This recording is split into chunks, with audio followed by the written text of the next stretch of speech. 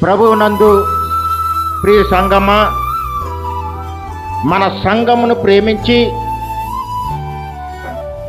ప్రతి ఏడు కొందరు ప్రేరేపించబడి దేవుణ్ణి గణపరచు నిమిత్తము మనకి క్రిస్మస్ కానుకలను పంపించారు. ఇక్కడ కొన్ని వస్త్రములు పెట్టబడి ఉన్నాయి. క్రిస్మస్ అంటేనే కానుకల పండగ.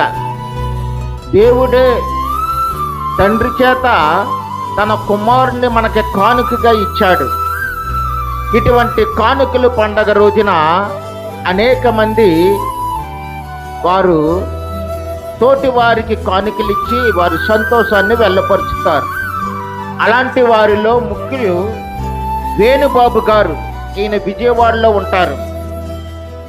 వారు మనకు సహకరించి వారు కూడా ఈ ఆశీర్వాదంలో పాలుభాగస్తులయ్యారు. శ్యామలా మోహన్ గారు, వారు కూడా వస్త్రములు కొన్నారు.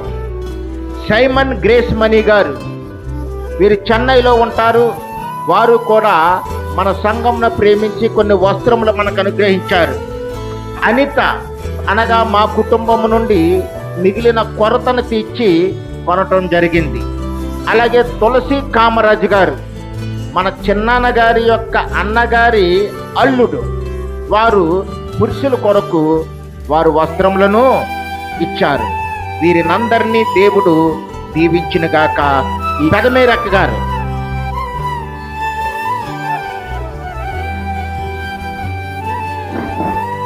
అలాగే చిన్నమేరక్క గారు,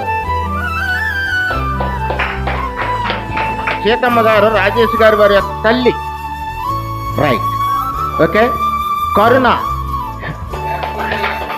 సలోమి, ముసలి గారి యొక్క వారి భార్య గారి పేరు తెలీదు, ముసలి గారి యొక్క సతీమణి గారు, రైట్, కుమారి, అశోక్ కుమారి, వందనాలు చెప్పాలి. అమ్మయ్యేలు,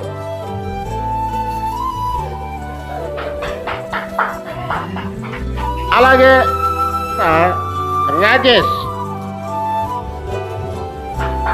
తర్వాత కరుణాకర్, రాజేష్ అండ్ కరుణాకర్.